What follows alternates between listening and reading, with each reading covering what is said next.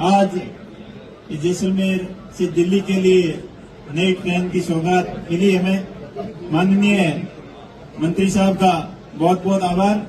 मंच पर विराजमान माननीय मंत्री साहब अश्विनी जी वैष्णव साहब, माननीय मंत्री जी गजेंद्र सिंह जी शेखावत साहब, पूर्व मंत्री कैलाश जी चौधरी साहब, यहाँ के विधायक छोटू सिंह जी, पोखरण विधायक प्रताप सिंह जी, प्रतापपुरी जी, पब्बाराम जी, फलोदी विधायक और नॉर्थन रेलवे के जीएम साहब, डीआरएम साहब, जिला प्रमुख साहब और सम्मानित मंच सामने विराजमान समस्त जैसलमेर वासियों, आप सभी का बहुत बहुत आभार, धन्यवाद।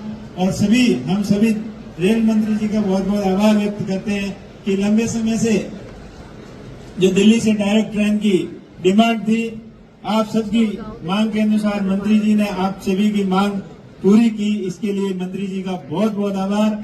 और आशा करते हैं कि आने वाले समय में जैसलमेर एक पर्यटक नगरी है और पर्यटन को बढ़ावा देने के लिए नियमित ट्रेनों का संचालन जो लंबे समय से मांग चल रही थी, और भी कई ट्रेनें हैं, तो धीरे धीरे यहाँ से सभी लंबी दूरी की ट्रेनों का नियमित संचालन होने की वजह से जैसलमेर के पर्यटन को बढ़ावा मिलेगा। इसके साथ साथ जैसलमेर रेलवे स्टेशन का नया डेवलपमेंट हो रहा है। काफी हद तक 80% से ज्यादा काम पूरा हो चुका है और बसा कुसा काम जल्दी पूरा हो जाएगा और यहाँ कनेक्टिविटी और ज्यादा बढ़ने की संभावना है। अभी जीएम साहब बता रहे थे यहाँ पिट लाइन और मेंटेनेंस के काम चल रहे हैं, जो पूरे होने के बाद में लंबी दूरी की और ट्रेनें हमें मिलेगी, जिससे जैसलमेर के पर्यटन को बढ़ावा मिलेगा।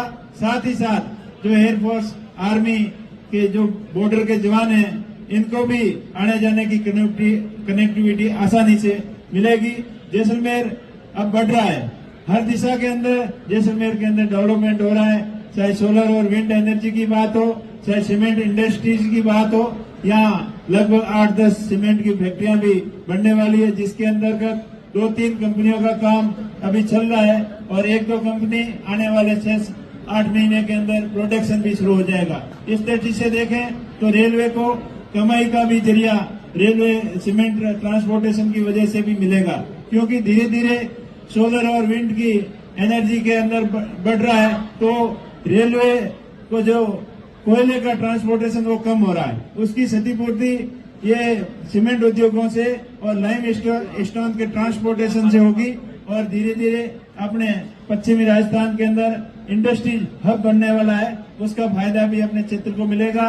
विशेष रूप से मैं विनती करूंगा मंत्री जी साहब से कि अपने पश्चिमी राजस्थान के अंदर रेलवे का नेटवर्क बहुत कम फैला है, तो आशा करते हैं कि आपके नेतृत्व में, आप राजस्थान से ही हैं और आपसे पूरे राजस्थान वासियों को बहुत बड़ी उम्मीद है कि राजस्थान के अंदर नया रेलवे का नेटवर्क फैले, नई रेलवे लाइनें की स्वीकृति मिले और रेलवे इंडस्ट्रीज भी यहाँ लगे। रेल कोच फैक्ट्री हो, चाहे रेल व्हील फैक्ट्री हो या मेंटेनेंस के और बड़े कारखाने हो, जो पश्चिम राजस्थान एक उपयुक्त जगह है और यहाँ पर आप अगर प्लान करते हो तो निश्चित तौर पर पश्चिम राजस्थान के लोगों को फायदा मिलेगा।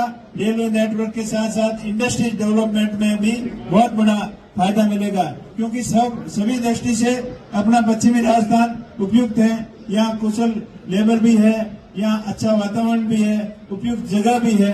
सब दृष्टि से देखते हुए यहाँ डेवलपमेंट की अपार संभावना है। तो आशा करते हैं कि आने वाले समय में और अधिक रेलवे का नेटवर्क यहाँ फैले और आपके नेतृत्व में, आपके रहते हुए यहाँ रेलवे ज्यादा अधिक ऊंचाइयों पर रेलवे का निर्माण हो, नई रेल लाइनों का हो, चाहे रेल कोच फैक्ट्री का हो, हर दृष्टि से अपना राजस्थान हमेशा आगे बढ़ता रहे। इन्हीं उम्मीदों के साथ में एक बार पुनः आप सभी का बहुत बहुत आभार और विशेष मंत्री जी का बहुत बहुत धन्यवाद, बहुत बहुत आभार।